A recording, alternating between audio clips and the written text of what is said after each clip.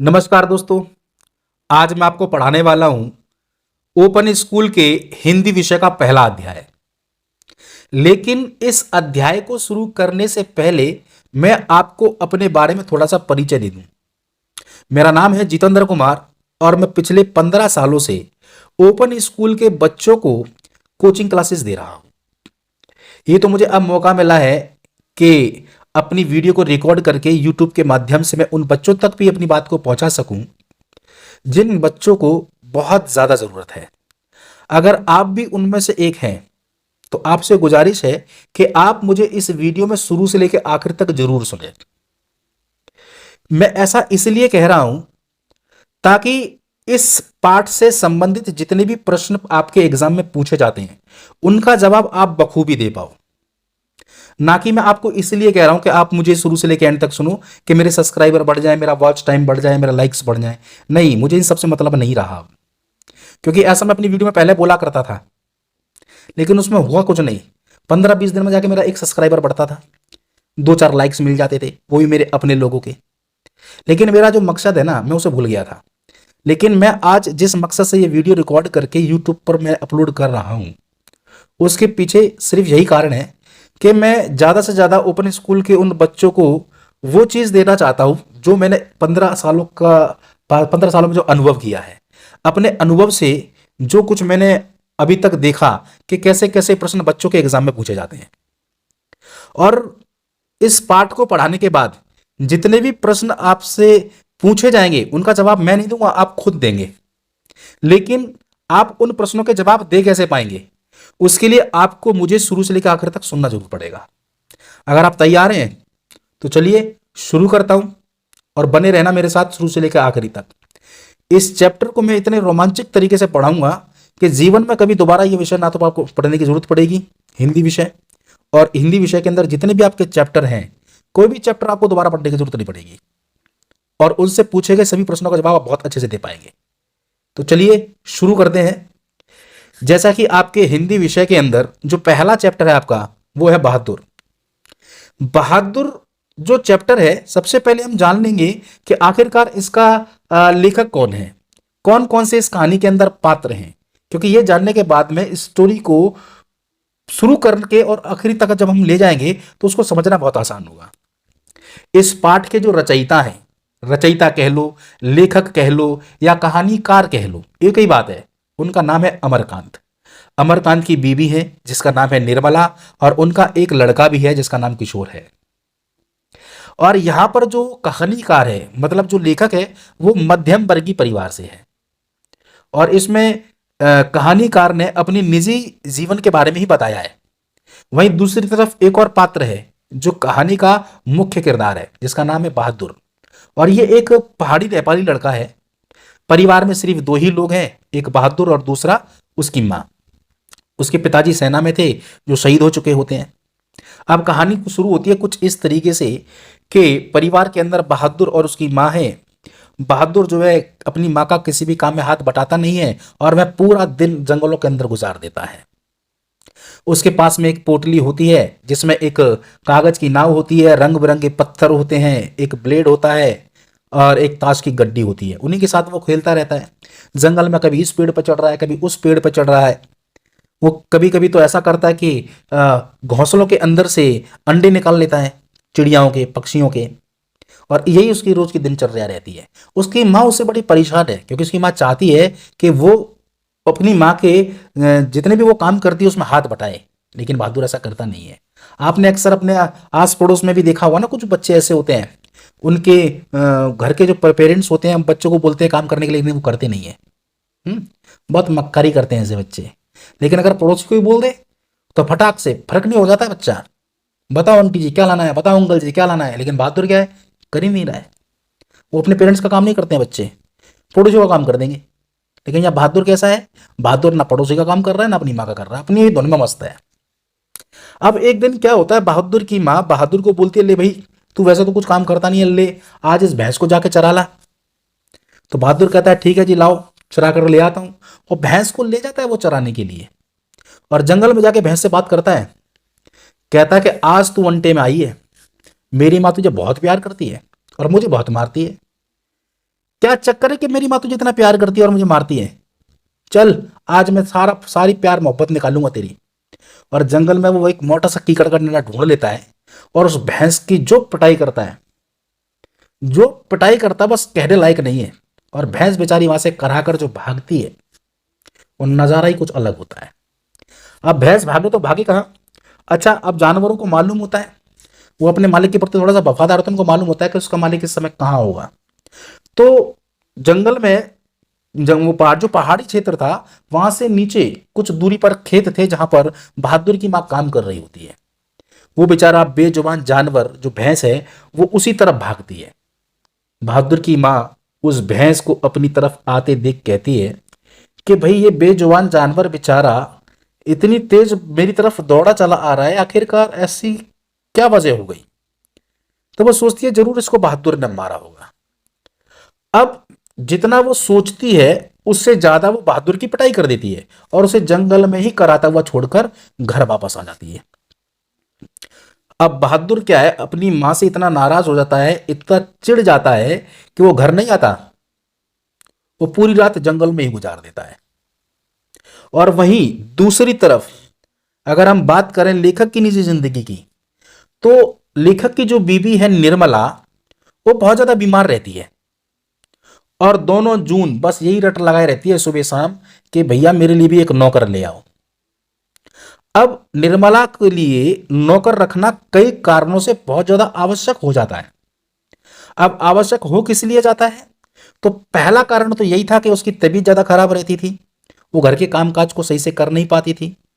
और दूसरी वजह यह थी कि लेखक जब अपनी बहन की शादी में अपने घर जाता है, तो वहां अपने भाइयों के यहां पर नौकर चाकरों का सुख देख करके आता है, क्योंकि उसके जो भाई हैं वो बड़े ओहदों पर काम करते हैं और उसकी भाभियां घर में पड़ी पड़ी चारपाइयां तोड़ती रहती हैं और घर का सारा कामकाज नौकर चाकर कर रहे होते हैं। तो निर्मला भी देखती है तिरछी नजरों से लेखक की तरफ कि देख, तेरे भाइयों के घर में है इतनी शानो शौकत है, नौकर चाकरों का सुख है, और एक तुम हो कि मेरे लिए एक नौकर पैदा नहीं हो रहा है तुमसे। लेखक को बड़ा बुरा लगता है और लेखक क्या है, वापस घर लौट आता है। अब लेखक भी सोच में पड़ा रहता है कि क्या करूं, बेचारी इतनी अभागन है, मैं इसके लिए एक नौकर का भी अरेंजमेंट नहीं कर पा रहा हूं। अब यहां से चलते हैं वापस बहादुर की तरफ। अब जो बहादुर है, सुबह सुबह होते ही अपने घर वापस आता है। अब मां से तो नाराज हो गया था, अब उसने मन बना लिया कि घर तो रहना नहीं है, भागूंगा यहां से।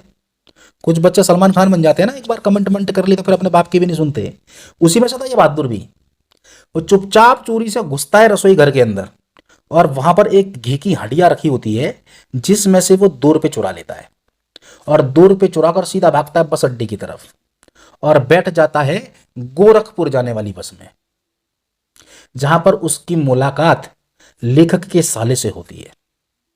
लेखक के साले की नजर पड़ जाती है इस बहादुर के ऊपर और वो इस बहादुर को देखकर भाप जाता है कि ये बच्चा जरूर अपने घर से भाग करके आया है। तो यहां लेखक का साला क्या काम करता है, उसे अपने लड़के के पुराने जूते पहनने के लिए दे देता है। बहादुर एक सफेद कमीज में होता है, आधी बाजू की सफेद कमीज में और निक्कर में होता है, और इसे सीधा कहां ले जाता है?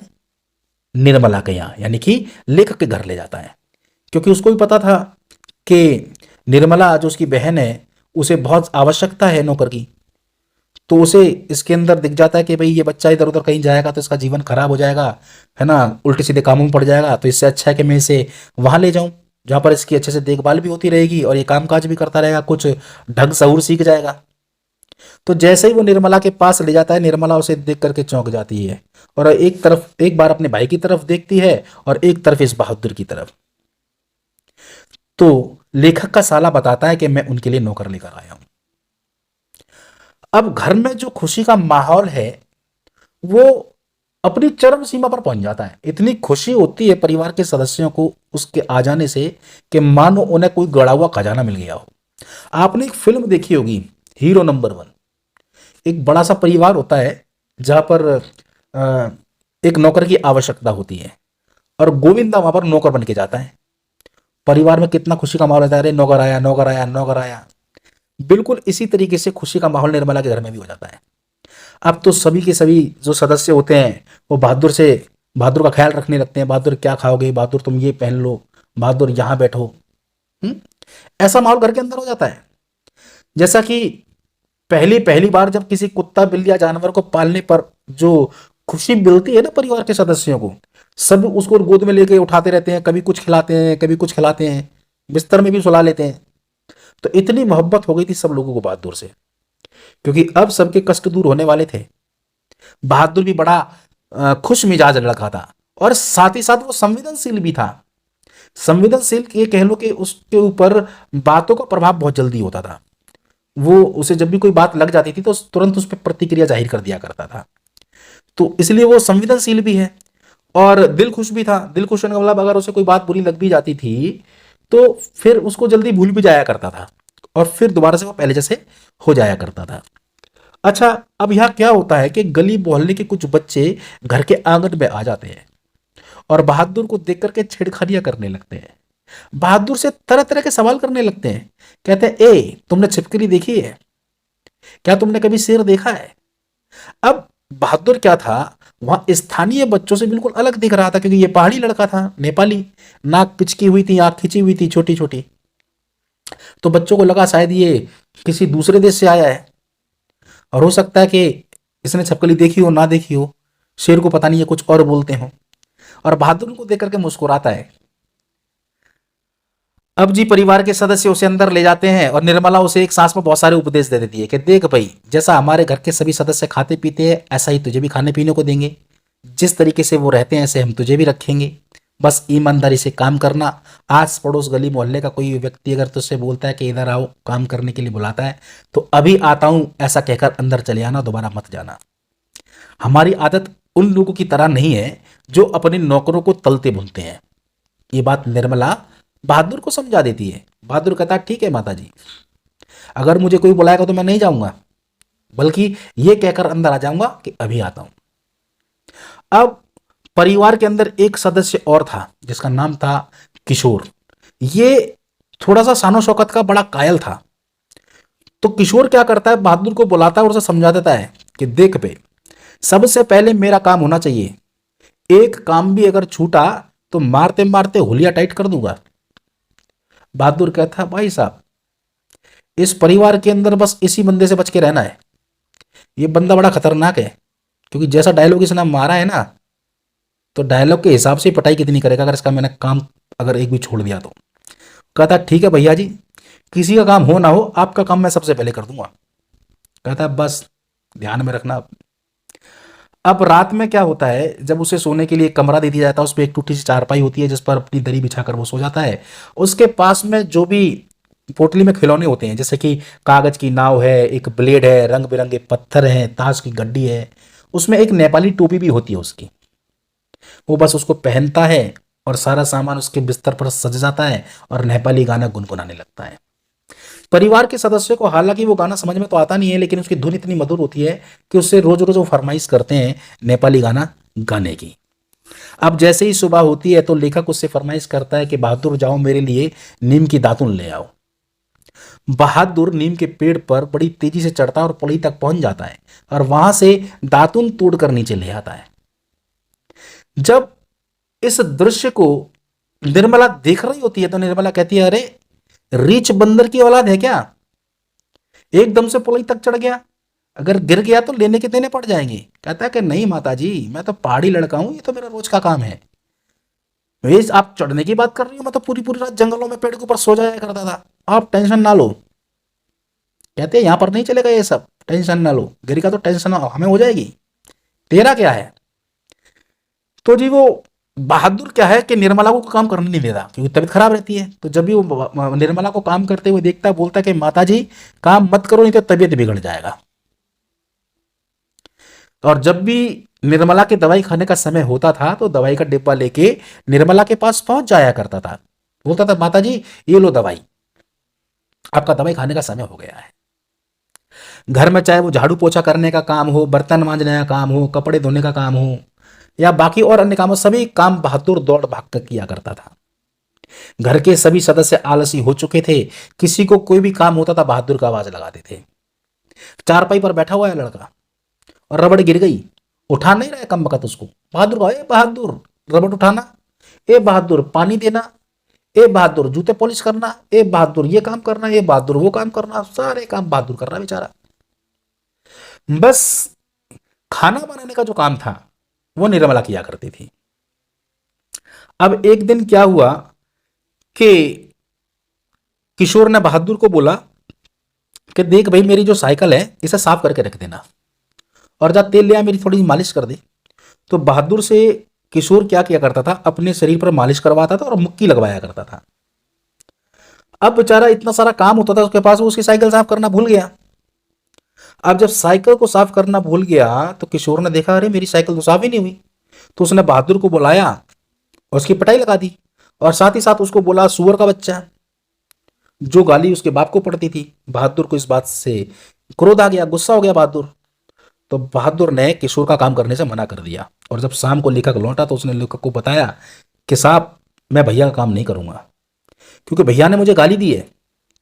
अब यहां पर क्या था कि लेखक को किशोर के इस व्यवहार पर अपनी प्रतिक्रिया जाहिर करनी चाहिए थी, लेकिन लेखक यहां चुप रहता है और वह किशोर के इस व्यवहार पर कोई प्रतिक्रिया जाहिर नहीं करता, बल्कि मन में यह सोचता है कि भाई नौकर और मालिक के बीच तो ये चलता ही रहता है, और फिर बहादुर ने ही कुछ गलती की होगी इसीलिए उसने मारा होगा, वरना वो ऐसा क्यों मारने लगा। तो पहली बार बहादुर के दिल को यहां ठेस पहुंची। अब क्या था, बहादुर फिर से वैसा ही हो गया, क्योंकि हंसमुख तो था ही वो, बात को मन में नहीं रखता था, थोड़ी तो बहुत देर के लिए नाराज होता था, फिर से वो खुश मिजाज हो जाया करता था। अब इसी तरीके से दिन गुजर रहे थे। अब एक दिन मोहल्ले की किसी पड़ोसन ने निर्मला को यह समझा दिया कि ज्यादा महीन खाने से नौकरों की आदत बिगड़ जाती है, उन्हें उनका खाना बनाकर मत दो, उन्हें अपना भी बनाने दो। निर्मला को यह बात जच जाती है। अब उस रात क्या होता है कि निर्मला खाना बनाने के बाद कुछ आटा जो गुना हुआ था उसे छोड़ देती है, और बहादुर से कहती है कि ले अपने लिए रोटियां बना ले। तो बहादुर कहता है नहीं, मैं रोटियां नहीं बनाऊंगा, मेरी माँ भी मुझसे रोटियां बनवाती थी, इसलिए तो मैं भाग के यहां आ गया, मैं रोटियां नहीं बनाऊंगा। तो निर्मला कहती है कि नौकर है, नौकर की तरह रहे, मालिक बनने की कोशिश मत कर। अगर अपने लिए रोटियां नहीं बनाएगा तो भूखा सोना पड़ेगा, चुपचाप बना ले अपने लिए रोटियां। बहादुर कहता है कि नहीं बनाऊंगा। बस इस बात पर निर्मला नाराज हो जाती है और बहादुर में एक चांटा जड़ देती है। अब पहला व्यक्ति मारने वाला उसको किशोर हो गया था, अब दूसरा व्यक्ति भी तैयार हो गया था उसे पीटने के लिए, यानी कि निर्मला ने भी उसके ऊपर हाथ छोड़ दिया। बुरा लगता है बहादुर को, लेकिन बेचारा क्या करे, आड़ी तिरछी रोटी बनाता है, सेकता है, कहीं से जल जाती है, कहीं से सिक जाती है, कहीं से मोटी, कहीं से पतली। उसको देख के पहले तो हंसता है, मुस्कुराता है, खा के सो जाता है। सुबह फिर वैसे ही हो जाता है। दिन गुजर रहे होते हैं। अब एक दिन क्या होता है कि लेखक के कुछ रिश्तेदार लेखक से मिलने के लिए आते हैं। तो जब रिश्तेदार मिलने के लिए आते हैं तो रिक्शे से उतरने के बाद लेखक की जो बीवी है चारपाई पर बैठ जाती है, और थोड़ी देर बाद कभी चारपाई के नीचे देखती है, कभी खड़े होकर चारपाई के ऊपर देखती है। तो इस दृश्य को देख करके लेखक कहता है कि क्या बात होगी बहन जी, कैसे परेशान हो रही हो। तो कहती है कुछ नहीं, मेरी साड़ी के खूट में 11 रुपए बंधे थे जो मैंने निकाल कर यहां चारपाई पर रख दिए थे। सोचा था कि रास्ते में से कुछ मिठाई लेती चलूंगी, लेकिन कोई बढ़िया सी दुकान मिली ही नहीं, तो यहाँ रिक्शे वाले को पैसे देने के बाद जो खुले पैसे बचे, सोचा कि मिठाई नहीं लाई हूं तो जो पैसे हैं बच्चों के हाथ पे ही रख दूंगी। ड्रामा कर रही है रिश्तेदार। कुछ रिलेटिव होते हैं ना, आपने आस पड़ोस पे देखे होंगे, हो सकता है कि आपके भी कोई ऐसे रिलेटिव हो, वो करते रहते कुछ नहीं है, मिठाई विठाई लाते नहीं है और सीधे घर में आ जाते हैं, क्योंकि उनका उद्देश्य ही नहीं होता कि वो कुछ लेके जाए, और आगे डायलॉग बाजी और करते हैं, अरे रास्ते में बढ़िया सी दुकान नहीं मिली, है ना। होते हैं ऐसे रिश्तेदार, मेरे भी है 2-4। हम छोटे छोटे थे, ऐसे आया करते थे, हम खुश हुआ करते थे कि भाई रिश्तेदार आए हैं, कुछ लाए होंगे मिठाई विठाई, कुछ नहीं लाते थे, और बाद में 1 रुपया देके चले जाते थे। उस 1 रुपये को मम्मी छीन लिया करती थी, होता था ना बचपन में। तो यहाँ पर भी कुछ ऐसा ही होता है। अब वो बहादुर की तरफ इशारा करती है, कहते कि ये तुम्हारा जो नौकर है वो इधर आया था और फिर यहाँ से बड़ी तेजी से भाग गया, देखो मुस्कुरा रहा है, उसने ही शायद लगता है पैसे चुराए होंगे। तो लड़का कहता है अरे नहीं नहीं, बहादुर ऐसा नहीं कर सकता, कोई कहीं 2-4 आने कहीं पड़े होते तो उन्हें उठाकर वो निर्मला को ही दे देता है। वो बिल्कुल ऐसा नहीं कर सकता, बड़ा ईमानदार लड़का है। तो इस बात पर लेखक का जो रिश्ता है वो कहता है कि भाई साहब आप ऐसे लोगों को जानते नहीं, वो बड़े घाघ होते हैं और इस प्रकार की कला में तो बड़े माहिर होते हैं। ये पैसे ले जाकर के कहीं या तो छुपा के आया है या उनको कहीं गाड़ करके आया है। इसे बुलाओ और सख्ती से पूछो, ये जरूर बताएगा। अब लेखक उसको बुलाता है, कहता है बहादुर इधर आओ, सच सच बताओ, पैसा तुम नहीं चुराया है? कहता नहीं साहब मैं तो पैसा नहीं चुराया है। बोलता देख सच सच बता, नहीं तो बहुत मारूंगा। कहता नहीं साहब मैंने पैसा नहीं चुराया है। अब इधर से लेखक का जो रिश्तेदार है वो भी क्या करता है, बहादुर की बाजू पकड़ता है, तेजी से उसे घसीटता हुआ ले जाता है मेन गेट की तरफ और वहां जाकर के रुक जाता है। कहता है देख सच सच बता दे पैसे कहाँ छुपाए, बता देगा तो तुझे इनाम दूंगा, नहीं तो ले जाके पुलिस में दे दूंगा। वो कहता है साहब जब मैंने पैसा लिया ही नहीं है तो मैं कैसे बता दूं कि मैंने कहाँ छुपाया कहाँ गाड़ा है, मुझे नहीं पता साहब। काफी प्रयास करते हैं, अब जब थक जाते हैं तो लेखक का रिश्तेदार कहता है कि इतना नुकसान तो हमारे नसीब में लिखा ही था, ये मर जाएंगे लेकिन बताएंगे नहीं, बड़े घाघ होते हैं ये। तो इस बात पर लेखक को जब गुस्सा आता है तो लेखक भी उसके ऊपर हाथ छोड़ देता है। यहां पर बहादुर के दिल को ना बहुत ठेस पहुंचती है। बहादुर को किशोर ने मारा तो वो सहन कर गया, निर्मला ने मारा सहन कर गया, लेकिन जब लेखक ने भी उसके ऊपर हाथ उठा दिया तो अंदर तक टूट गया था। अब क्या था कि बहादुर से घर के काम करने में ज्यादा गलतियां होने लगी।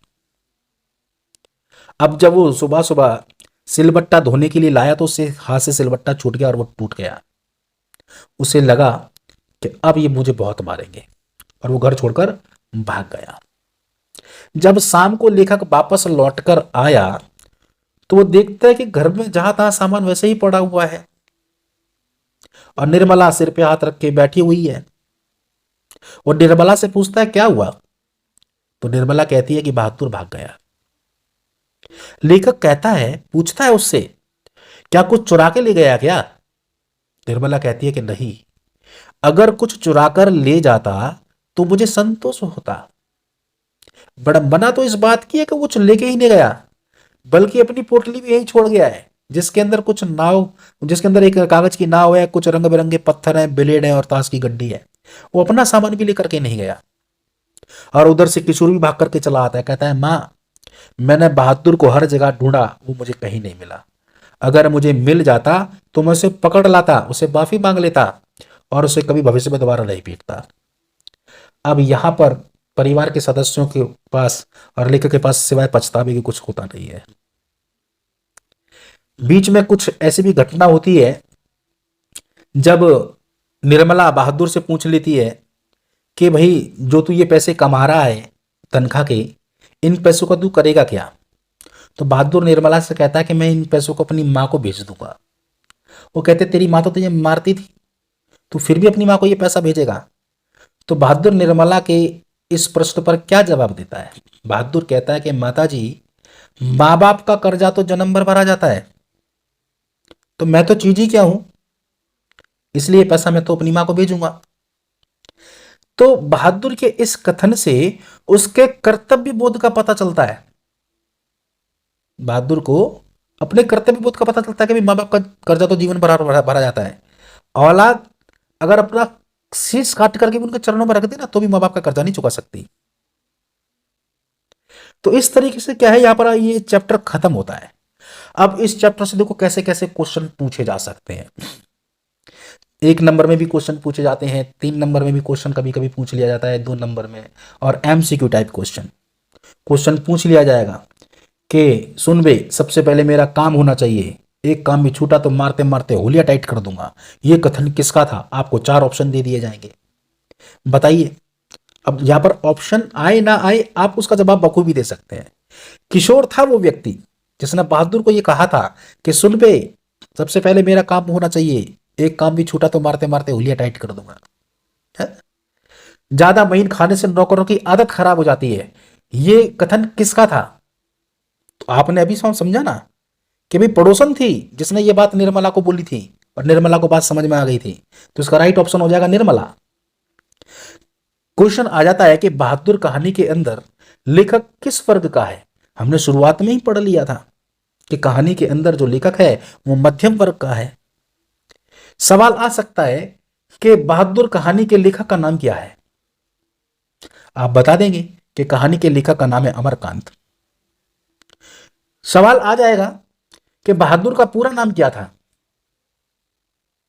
जैसा कि मैंने आपको शुरू में बताया था, बहादुर का पूरा नाम था दिल बहादुर।